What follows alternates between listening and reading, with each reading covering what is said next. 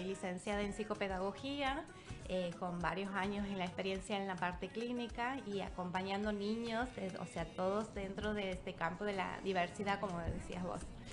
Muy bien. O sea, muy agradecida por estos espacios que son súper importantes para la sociedad en general y que seguramente más de uno se va a sentir ahí como con el bichito de la intriga para seguir aprendiendo, interesándose por esta cuestión de la discapacidad. Muy bien, aquí se presentaban ellas. Bueno, la temática de hoy, como habíamos dicho, es la discapacidad desde un lado inclusivo, para darle visibilidad, para poder tomar conciencia, sobre todo en una sociedad santiagueña, en una sociedad también argentina, que la tiene presente, pero no como nos gustaría. Muy bien, empezamos con Adriana. La primera pregunta, ¿cómo te surge el interés por esta temática, por la discapacidad? ¿Estás muy relacionada, la sientes muy de frente, muy de cerca? ¿Te estás dedicando a algo con respecto a esto? Sí, primero soy mamá de un joven de 23 años con diagnóstico de autismo.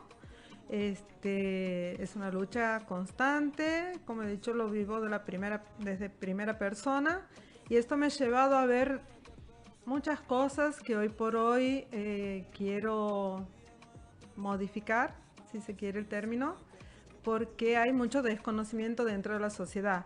¿Y cómo busco hacerlo? Bueno, en mi profesión, acompañante terapéutico, hace 13 años que ejerzo.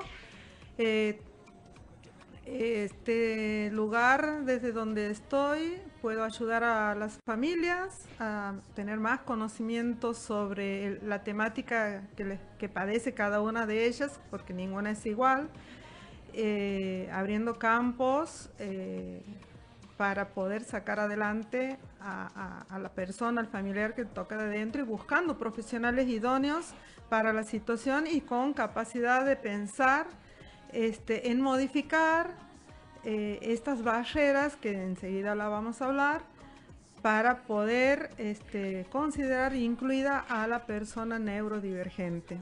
Bien, el término neurodivergente, ¿nos puedes explicar un poquito de qué significa más o menos? O si quiere también se puede presentar Belén y puede hablar un poco también de cómo se incluye ella en la temática y también tocar el tema de lo que es neurodivergente. Bueno, yo hice la carrera aquí en la Universidad Católica en Santiago. Si bien mi tesis ha tenido totalmente otro tema, que es por ahí el primer campo donde empezamos a hacer unas prácticas más, digamos, como las preprofesionalizantes, que son distintas a las propias de la carrera.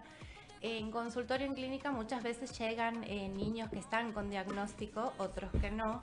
La psicopedagogía específicamente trabaja con todas las dificultades en el aprendizaje, y estas dificultades se suelen presentar también en ciertos diagnósticos, ¿sí? Bien. Dentro de la diversidad que todos, o sea, socialmente las tenemos, existen, somos todos dentro de esta diversidad. Están dos términos que ahora, hace relativamente pocos, se han empezado a utilizar, que son los neurotípicos y los neurodivergentes. Bien. Los neurotípicos son los que convencionalmente son, entre comillas y muchas comillas, normales. Y los neurodivergentes, todo el resto. Bien. Eso, no sé si era lo que... Sí, sí, es como para que la audiencia vaya sabiendo, Bien. entrando un poco lo que es en el tema en cuanto a Ujú. definiciones, ¿no? Exacto. Entonces, lo que sería discapacidad entraría dentro de los neurodivergentes, digamos. Bien, muy bien. Aquí es donde voy a preguntarles qué es la discapacidad. Que como estás con el micrófono, te puedes explayar y darnos quizás un concepto personal o quizás un concepto académico. Antes te lo quiero leer, el concepto que tengo yo. Habíamos hablado fuera de cámara también, que yo tengo un concepto que ha dado la Conferencia por los Derechos de la Discapacidad allá en el 2006. Quizás me he quedado un poquitito, pero dice que las personas, ¿cómo la definen las personas con discapacidad? Dice que son aquellas personas que tienen deficiencias físicas, mentales, intelectuales o sensoriales a largo plazo, que al interactuar con ciertas barreras pueden impedir la participación plena y efectiva en la sociedad en igualdad de condiciones con los demás. Ahora, ¿qué me puedes decir de este concepto y cuál concepto manejas vos? Si bien, o sea, como vos decías, es del 2006, este concepto sí es muy importante tenerlo en cuenta, porque vos fijate de que habla de persona, anteponiendo el término discapacidad, ¿sí? Bien. Es persona antes de esas características. Y después en el tema de barreras, las barreras sí o sí, esto debe quedar en claro, está puesta en la sociedad y en el medio donde está esta persona. ¿sí? Bien. A ver, no hay veredas para diestros y no hay veredas para zurdos. Exactamente. O sea, estamos todos inmersos y lo ideal y para poder hablar de inclusión es poder dar estas herramientas y derribar todos juntos, porque no lo podemos hacer desde una sola arista, estas barreras que existen como personas sociales que somos y lo somos todos. Bien. ¿Sí? Capaz que es una definición más desde la práctica, digamos, que muchas veces nos encontramos en escuelas, en clubes, en el mismo ir al súper. Por ahí no están pensadas todas estas cuestiones para los neurodiversos. Bien, muy bien. Adriana, ¿qué tienes para decir de esta definición y cuál definición manejas más o menos como para poder contarles a nuestra audiencia sobre la discapacidad? Bien, concuerdo completamente con Belén. Aquí se trata de muchas barreras dentro de lo social, las físicas, las educativas, las laborales, que son significativas. Todos estos ámbitos no están preparados, no hay una conciencia para llegar a la inclusión, que no es lo mismo que integración, a la Exactamente. inclusión de cada persona. Porque si vas a un restaurante, por ejemplo, un bar, ¿tienen cartas para los no videntes? Por el momento, muy pocas. Yo no he visto Pero casi nada. hablamos en una generalidad, ¿verdad? Sí. Entonces, hay cartas con pictogramas o hay lugares que tengan pictografías para indicar a otra persona que no comprende la lectura para poderla guiar a lo que va o lo que necesita. Lamentablemente, esta falta de conciencia afecta a una gran parte de la población. Entonces, es ahí donde concuerdo con Belén que no estamos preparados como sociedad para afrontar toda esta inclusión a los neurodivergentes, si se quiere el término. Y aquí, como acompañante terapéutico, quiero resaltar el rol. Bien. El rol del acompañante es ser nexo, puente, entre la familia, la sociedad, el equipo tratante que ayuda a esta persona a manejar con diferentes estrategias su inclusión a la sociedad. Y no es que quiera decir que esta persona debe adaptarse o estructurarse según las normas que la sociedad impone, sino buscamos que la sociedad un poco se adapte a esta persona para poderla incluir. Y eso lo va a hacer el acompañante respetando sus principios. Bien.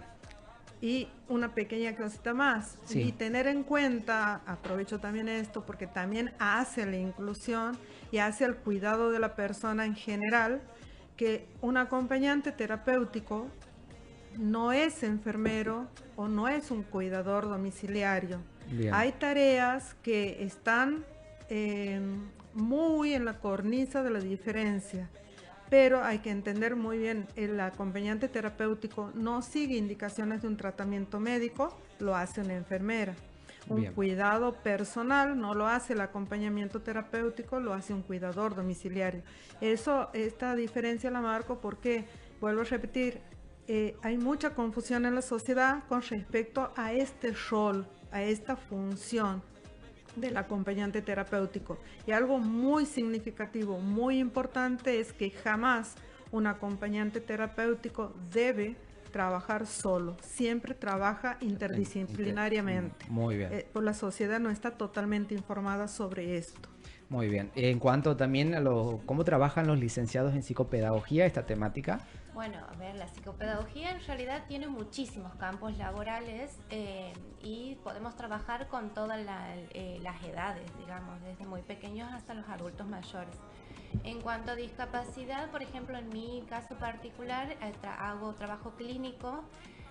Por lo general suelen llegar los niños con derivaciones de las escuelas o bien la familia identifica estas dificultades en el aprendizaje. Y a modo personal y en el equipo donde pertenezco, que es el de Santiago, tratamos de hacer una evaluación de ver cómo están estos dispositivos básicos, ¿sí? Y para a partir de esto poder darle la propuesta de trabajo a la familia. Sí o sí, o sea, los mejores resultados se ven cuando se trabaja en equipo. En equipo, Familia, totalmente. escuela y equipo externo. ¿sí? Bien. Eso es súper esencial porque son todos los objetivos para hacer el acompañamiento a este niño o persona que está pasando por este proceso. Exactamente. Bueno, nos ha contado un poco cómo trabajan desde sus profesiones y aquí quiero preguntar qué barreras institucionales o comunicacionales o qué tipo de barreras enfrenta hoy la discapacidad, sobre todo en nuestra sociedad santiagueña. No sé cuál de las dos, y si seguimos con Belén Bueno, y después... últimamente las mayores barreras las estamos encontrando por ahí, la falta de conocimiento de cómo podemos ayudar a estas personas en las instituciones educativas, por ejemplo, en cuanto, si bien hay normativas y reglamentos que las instituciones deben seguir. Bien, tenemos la ley también, ¿no? 26.206, que en un apartado habla de la educación especial, mal dicha educación especial, pero bueno, tengamos en cuenta que es una ley que se ha aprobado en 2006-2007. Sí, después hay otras actualizaciones y está la resolución 311 del Muy bien. 2016 que hablan de todas las cuestiones institucionales que debe generar, que se deben generar, o sea, esto no es una opción, se las debe hacer para que todas las personas tengan garantizada el derecho a la educación. Y no solamente del nivel primario y secundario, también de todos los niveles. Bien. ¿Sí? O sea, esto es súper, o sea, esa barrera, después otras cuestiones, obviamente que yo voy a hablar más de la escuela y de la educación porque es mi campo, pero muchas veces plazas en donde no hay el acceso como decía Adriana, esta facilidad de comunicación, que estén cercadas para cuando se presentan situaciones de escapismo, no solo para los chicos con diagnósticos, ¿sí? O sea, en realidad es cuando vos empiezas a hacer adaptaciones, ajustes, das herramientas a los niños, te das cuenta que sirve para todos. Bien. ¿Sí? Desde Bien. todas las sugerencias dentro de la escuela y para cualquier ámbito. Bien, yo siempre recuerdo un ejemplo muy particular. Bueno, yo soy profesor en Educación para la Salud y antes de pasar a mi residencia he tenido un examen final en donde me han hecho una pregunta que me ha dejado quizás en shock, pero tiene que ver con lo que estamos hablando hoy. Y la profesora me planteaba de que qué pasa si hay un estudiante con algún tipo de discapacidad en una escuela que no trata la temática y por ley lo tendrían que recibir, pero no lo quieren aceptar. ¿Cómo se lleva en la práctica esa problemática? Y la profesora me planteaba, ¿no? Y me decía que muchas veces también pasa por una cuestión de presupuesto de la escuela y por una cuestión de que no todas las profesoras están dispuestas a pagar ese, entre comillas, precios de lo que significa también tener un estudiante con... A ver, lo primero, o sea, yo sí acepto de que por ahí tengan miedo o incomodidad o esta cuestión del no saber, Bien. ¿sí? Como con cualquier cosa. Pero hoy en día tenemos herramientas de sobra, o sea, está el internet, que hay un montón de herramientas. Las escuelas no se pueden negar a la inscripción de un niño que tenga CUD, ¿sí? Bien. Y ahí vamos a otro tema, o sea, que exista discapacidad no significa que sea una persona con certificado de discapacidad, ¿sí? Bien. Son dos cuestiones distintas. El certificado de discapacidad es un certificado para que accedas a beneficios. Bien. ¿Sí? Sí. Las escuelas no se pueden negar, no hay forma, y estas cuestiones se las deben denunciar. Bien. Es un derecho que es constitucional lo que se está violando.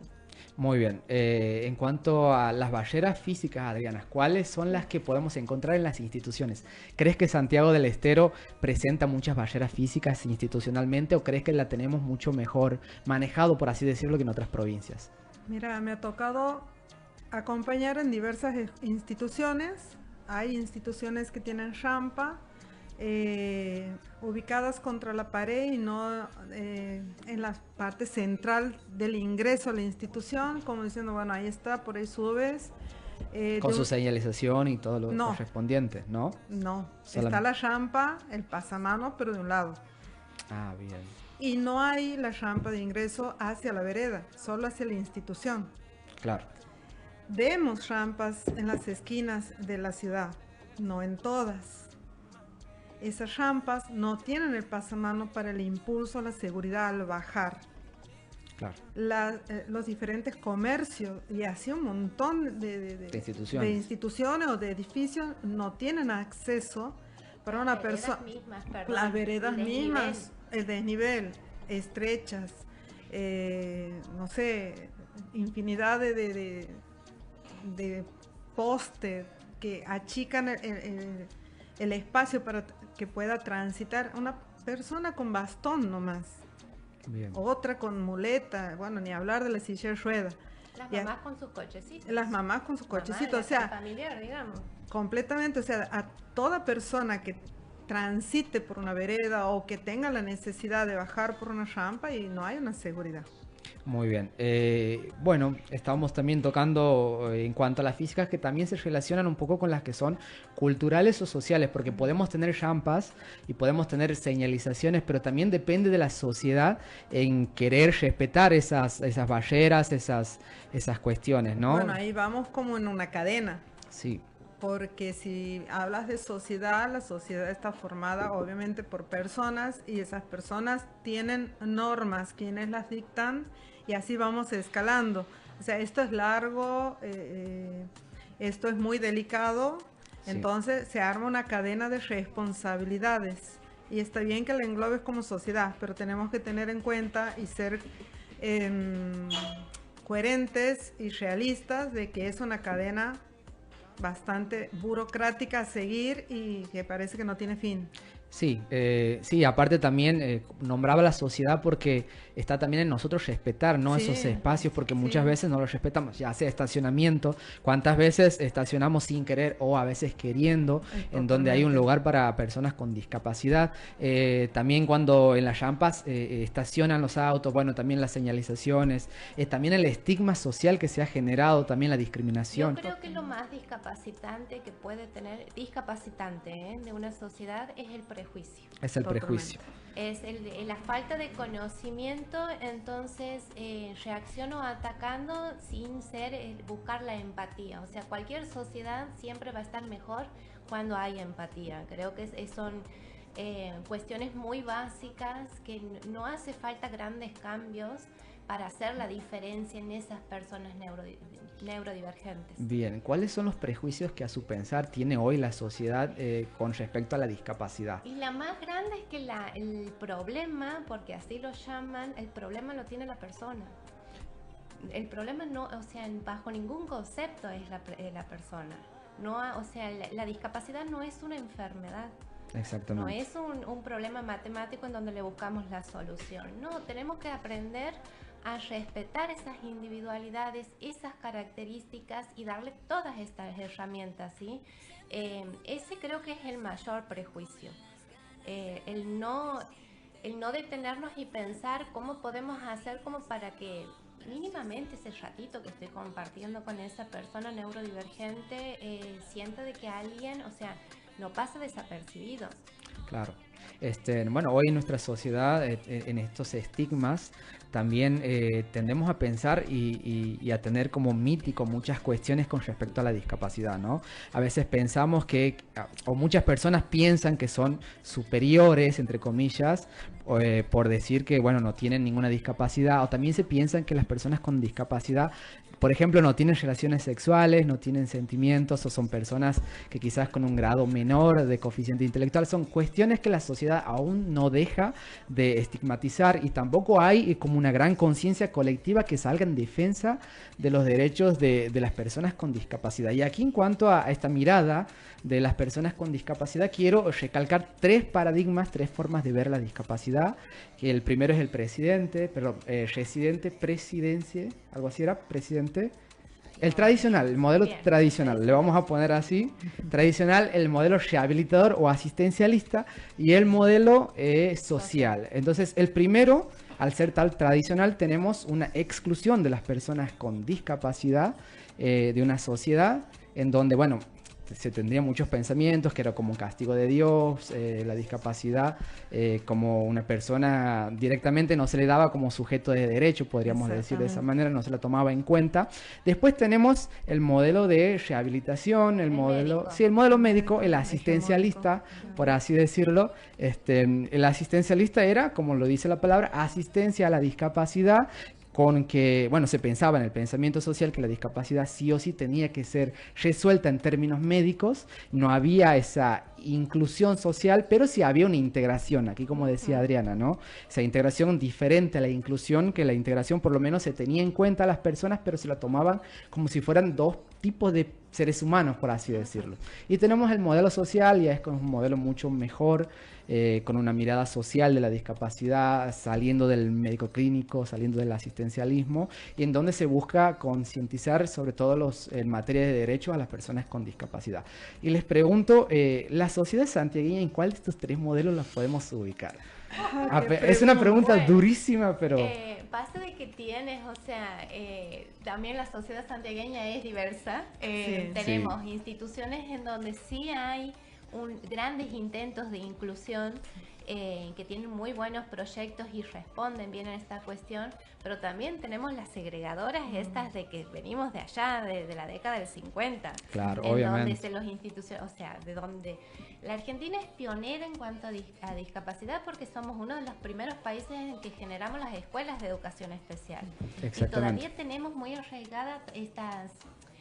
no estoy hablando, digamos, en contra de la educación especial, no es súper importante, pero, o sea, esta cuestión de que porque hay un diagnóstico no tiene que estar en la escuela, o saliendo de la parte, digamos, institucional, como papás, yo no quiero que mi hijo tenga de compañerito un niño que tiene conductas disruptivas, por ejemplo. Claro. O que no te juntes, o vos alejate. Esta cuestión que segrega, que aísla, que discrimina, porque eso es discriminar.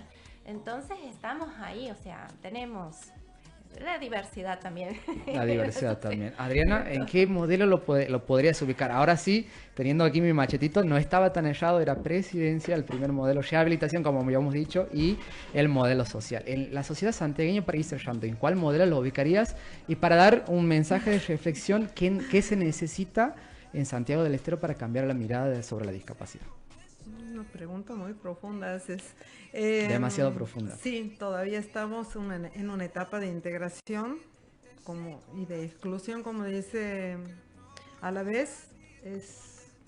Sí, estamos a la misma altura las dos. En el asistencialista todavía.